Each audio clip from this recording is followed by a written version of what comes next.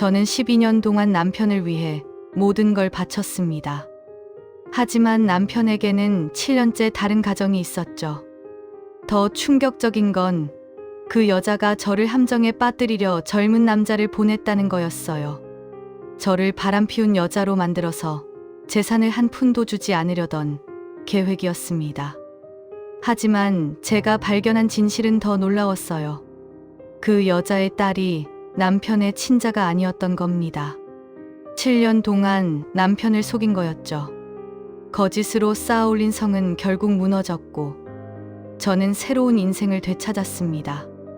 구독과 좋아요는 이야기를 만드는데 큰 힘이 됩니다. 저는 누가 봐도 행복한 여자였습니다. 남편은 성공한 건축사무소 대표였고 강남의 고급 아파트에서 부족함 없이 살았죠. 명품 가방도 있었고 고급 승용차도 있었습니다. 친구들은 제 삶을 부러워했어요.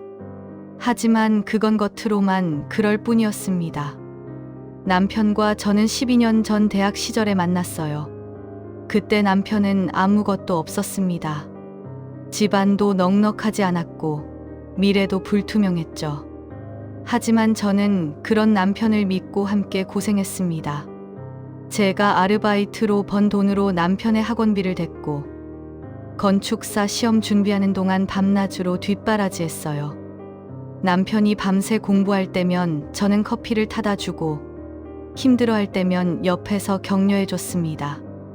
남편이 드디어 자격증을 따고 작은 사무실을 차렸을 때 저는 정말 기뻤어요. 우리가 함께 이뤄낸 성공이라고 생각했으니까요. 하지만 사무소가 커지고 프로젝트가 늘어나면서 남편은 점점 달라지기 시작했습니다. 남편이 저를 대하는 태도는 날로 냉랭해졌습니다. 아침에 일어나면 이미 남편은 나가고 없었고 밤늦게 돌아와서는 서재로 곧장 들어가 버렸어요. 식사 시간에도 얼굴을 마주하기 힘들었습니다. 한때는 그렇게 다정했던 남편이 이제는 저를 투명인간 취급했어요. 침실도 따로 쓴 지 오래였죠. 제가 조심스럽게 말을 걸면 피곤하다며 대화를 피했고 주말에 함께 시간을 보내자고 하면 늘 현장 미팅이 있다며 거절했습니다. 저는 남편이 일 때문에 스트레스를 받는다고, 그래서 예민해진 거라고 스스로를 위로했어요. 건축사무소를 운영하는 게 얼마나 힘든 일인지 알고 있었으니까요. 하지만 마음 한구석은 점점 공허해졌습니다. 우리 부부는 남들이 보기엔 완벽한 커플이었지만 실상은 같은 집에 사는 남남이었어요. 친구들이 부러워하는 그 삶이 제게는 점점 숨 막히는 감옥처럼 느껴졌습니다. 저는 이 외로움을 어떻게 해야 할지 정말 몰랐습니다. 그렇게 시간이 흘렀습니다. 남편은 해외 프로젝트가 생겼다며 일주일씩 집을 비우기 시작했어요. 두바이 프로젝트, 베트남 현장 미팅, 싱가포르 세미나 등 핑계는 다양했습니다. 처음엔 정말 일 때문이라고 믿었어요.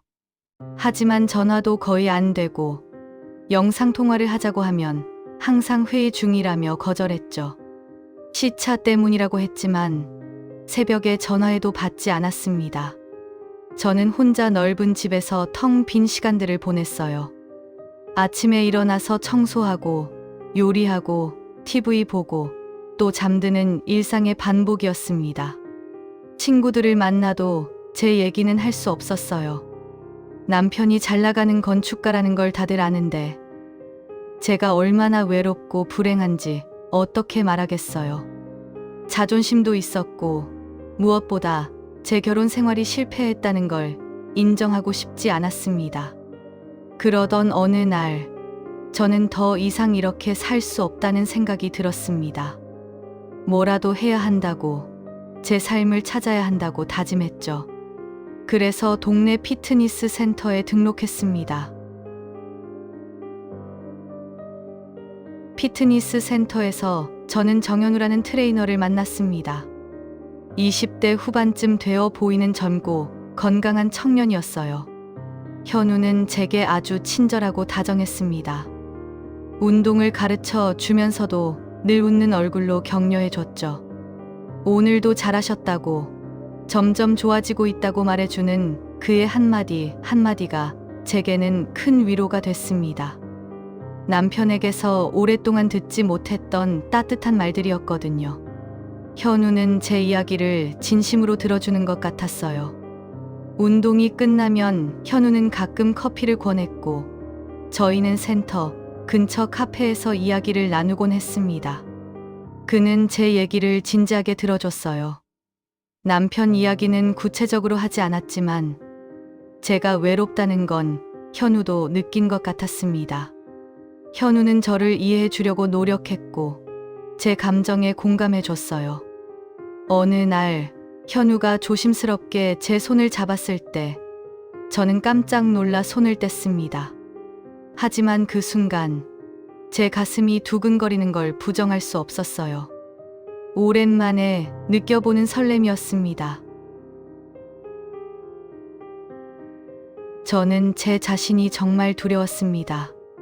결혼한 여자가, 그것도 다른 남자에게 마음이 흔들린다는 게 너무 부끄러웠어요. 거울을 볼 때마다 스스로가 한심하게 느껴졌습니다.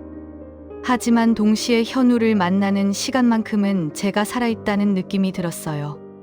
남편은 여전히 집에 잘 들어오지 않았고 들어와도 저를 거들떠보지도 않았죠. 그런 남편을 보면서 저는 점점 더 현우에게 끌렸습니다. 제 마음을 알아주는 사람이 있다는 것만으로도 위로가 됐어요. 어느 날 현우가 주말에 같이 드라이브 가자고 제안했습니다. 저는 순간 망설였지만 결국 고개를 끄덕였어요. 그날 우리는 바닷가로 갔고 파도 소리를 들으며 오랜 시간 이야기를 나눴습니다. 현우는 조심스럽게 제 어깨에 손을 얹었어요. 저는 그 손을 뿌리치지 못했습니다. 하지만 집으로 돌아오는 길, 저는 정신이 번쩍 들었습니다. 이건 아니라고, 이러면 안 된다고 스스로를 다잡았죠.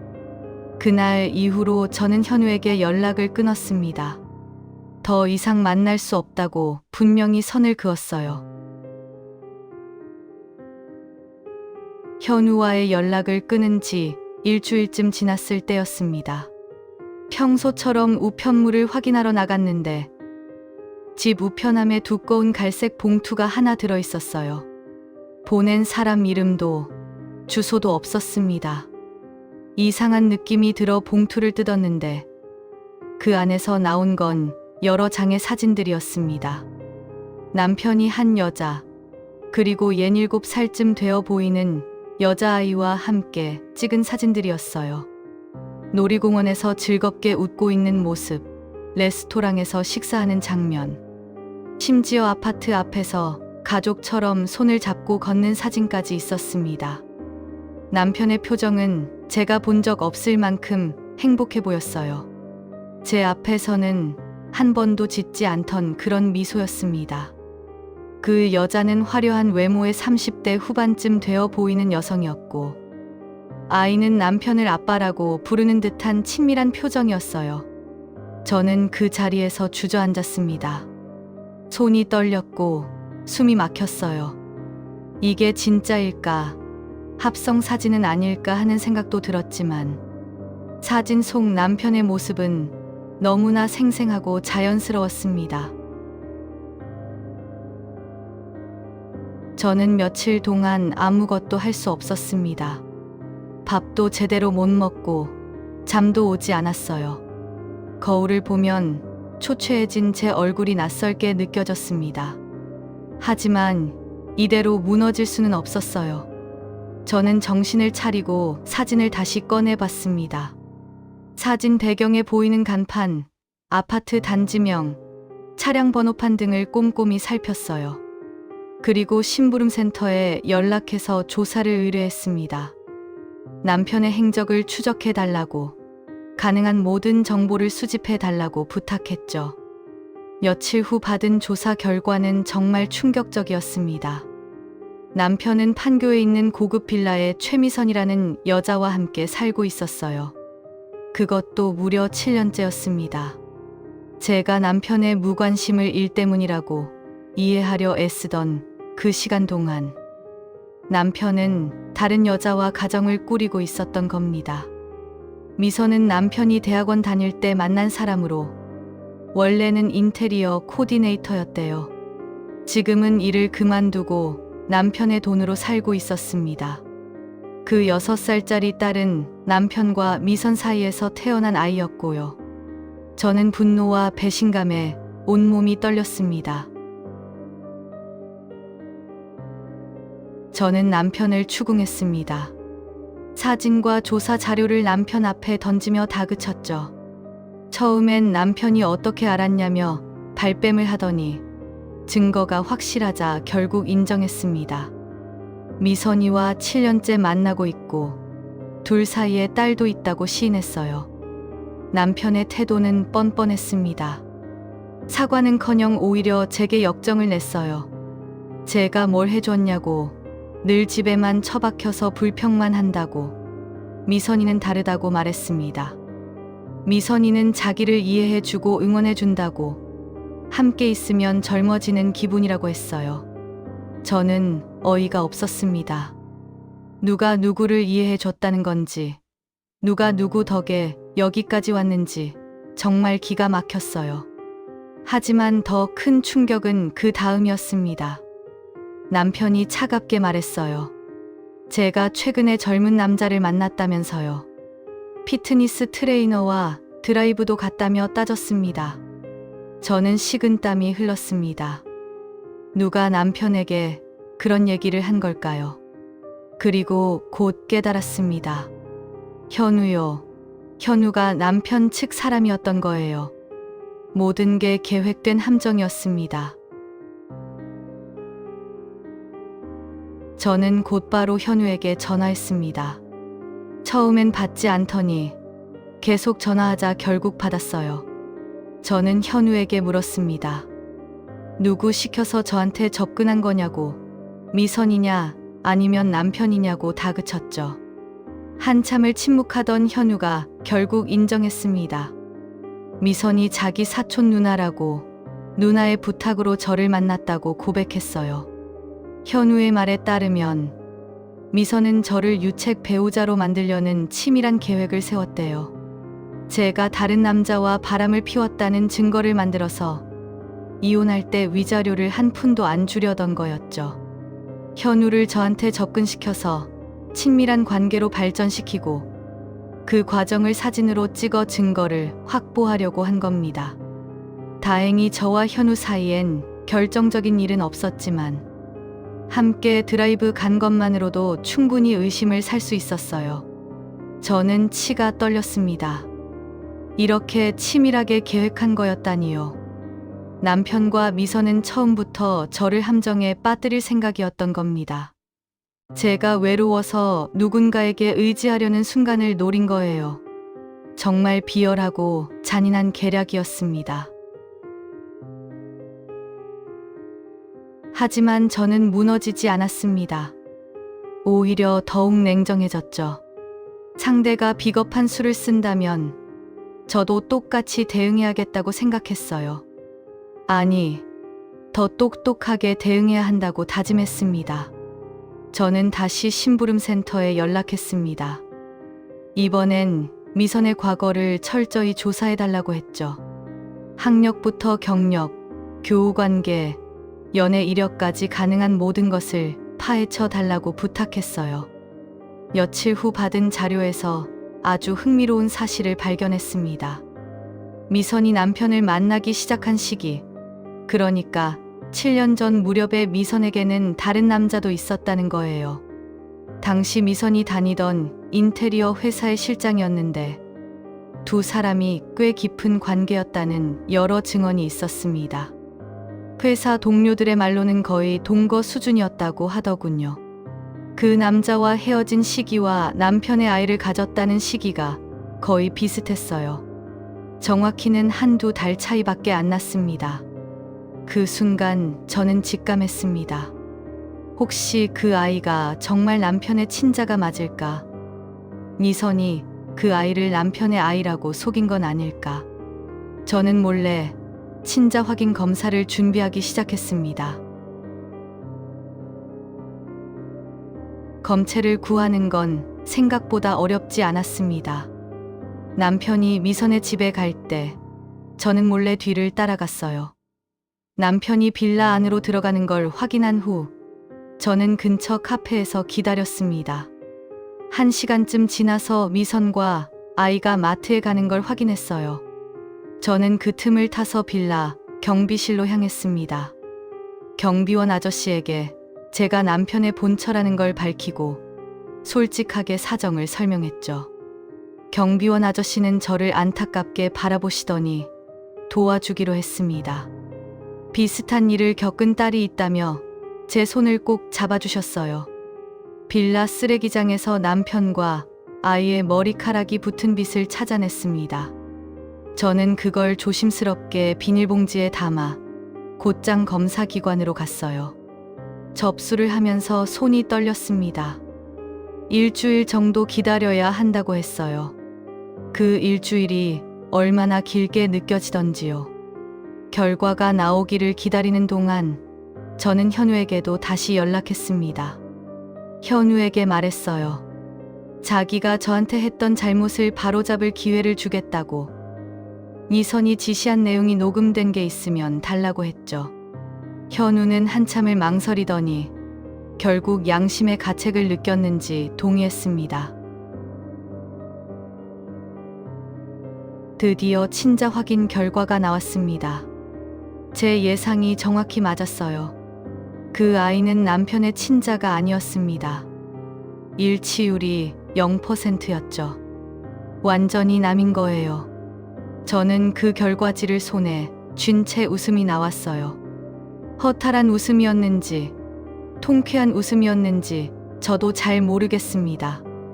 미선이 남편을 7년 동안 완벽하게 속였던 거였어요. 남편은 자기 딸이라고 믿고 온갖 돈을 쏟아부었겠지만 사실은 다른 남자의 아이였던 겁니다. 출산 비용, 양육비, 교육비, 심지어 빌라 전세 자금까지 모두 남편 돈이었을 거예요. 저는 현우한테서 받은 녹음 파일도 확인했습니다. 미선이 현우에게 저를 유혹해서 사진 찍으라고, 그럼 위자료 한 푼도 안 줘도 된다고 지시하는 내용이 선명하게 담겨 있었죠. 심지어 구체적인 접근 방법까지 알려주더군요. 어떻게 말을 걸고, 어떻게 호감을 사고, 어떻게 친밀해지는지 단계별로 지시한 내용이 전부 녹음되어 있었습니다. 이제 모든 준비가 끝났습니다. 저는 남편에게 전화를 걸었어요. 오늘 저녁에 집으로 오라고, 미선도 데리고 오라고, 시어머니한테도 연락하겠다고 말했습니다. 그날 저녁 거실에는 남편, 미선, 시어머니, 그리고 저 이렇게 4명이 모였습니다. 미선은 제게 도발적인 눈빛을 보냈고 마치 이미 이긴 사람처럼 자신만만한 표정이었어요. 남편은 불편한 듯 자리에 앉았고 시어머니는 무슨 일인지 몰라 어리둥절해 하셨죠. 저는 테이블 위에 서류 봉투를 천천히 올려놓았습니다. 그리고 조용히 입을 열었어요. 오늘 여러분께 보여드릴 게 있다고 말했습니다. 저는 먼저 친자 확인 검사 결과지를 꺼냈습니다. 이게 무엇인지 아냐고 물었죠. 남편과 미선의 딸에 대한 친자 확인 결과라고, 일치율이 0%라고 설명했어요. 남편의 아이가 아니라는 거였습니다. 순간 거실이 조용해졌습니다. 정적이 흘렀어요. 남편의 얼굴이 새하얗게 변했고 미선은 당황한 표정으로 고개를 저었습니다. 미선은 검사를 잘못한 거라고, 말도 안 된다고 소리쳤어요. 하지만 저는 침착하게 다음 자료를 꺼냈습니다. 미선이 7년 전에 만나던 다른 남자의 자료였어요. 인테리어 회사 실장이었던 그 남자 말이에요. 그분의 아이가 맞을 거라고 말했습니다. 시어머니가 벌떡 일어나서 소리쳤어요. 이게 대체 무슨 일이냐고, 무슨 소리냐고 물으셨습니다. 저는 마지막으로 녹음 파일을 틀었습니다. 미선이 현우에게 저를 함정에 빠뜨리라고 지시하는 목소리가 거실에 울려 퍼졌어요. 저한테 잘해주고 흔들리게 만들고 사진 찍으라는 내용이었습니다. 그럼 위자료를 한 푼도 못 받게 할 수 있다는 치밀한 계획이 낱낱이 드러났죠. 남편은 미선을 바라보며 소리를 질렀습니다. 이게 무슨 짓이냐고, 자기한테 거짓말한 거냐고, 그 애가 자기 딸이 아니라고 따졌어요. 미선은 눈물을 흘리며 변명했지만 이미 늦었습니다. 모든 증거가 명백했으니까요. 시어머니는 미선에게 달려들어 따귀를 때렸습니다. 사기꾼 같은 년이라고, 아들을 이렇게 속였냐고 소리치셨어요. 미선은 울면서 집을 뛰쳐나갔습니다. 뒤도 돌아보지 않고 도망치듯 사라졌죠. 남편은 그 자리에 무릎을 꿇고 제게 매달렸어요. 미안하다고, 정말 미안하다고, 자기가 잘못했다고 빌었습니다. 다시 시작하자고, 용서해달라고 애원했죠. 하지만 저는 차갑게 고개를 저었습니다. 너무 늦었다고, 이미 변호사를 선임했다고, 내일 이혼 서류를 받을 거라고 말했어요. 남편은 제 발을 붙잡았지만 저는 뿌리치고 방으로 들어갔습니다. 그로부터 석 달 후 이혼이 확정됐습니다. 남편의 외도와 7년간의 이중생활, 그리고 미선과 공모해서 저를 함정에 빠뜨리려 한 모든 증거가 법정에 제출됐어요. 법원은 남편의 유책을 명백히 인정했습니다. 남편은 재산의 60%를 위자료로 저에게 지급하라는 판결을 받았어요. 건축사무소는 스캔들로 이미지가 크게 실추되어 주요 고객들을 잃었고, 남편은 큰 빚을 지게 됐죠. 미선은 친자 사기 혐의로 고소를 당했고, 그 후로는 종적을 완전히 감췄습니다. 저는 받은 위자료로 작은 카페를 열었어요. 제가 직접 커피를 내리고 손님들과 이야기를 나누는 평범하지만 소중한 일상이 행복했습니다. 더 이상 누군가의 그림자가 아니라 오롯이 제 이름으로 사는 삶이었으니까요. 가끔 손님 중에 저와 비슷한 처지의 여성들이 찾아옵니다. 저는 그분들에게 조용히 말해요. 절대 포기하지 말라고, 당신의 인생은 당신의 것이라고 격려합니다.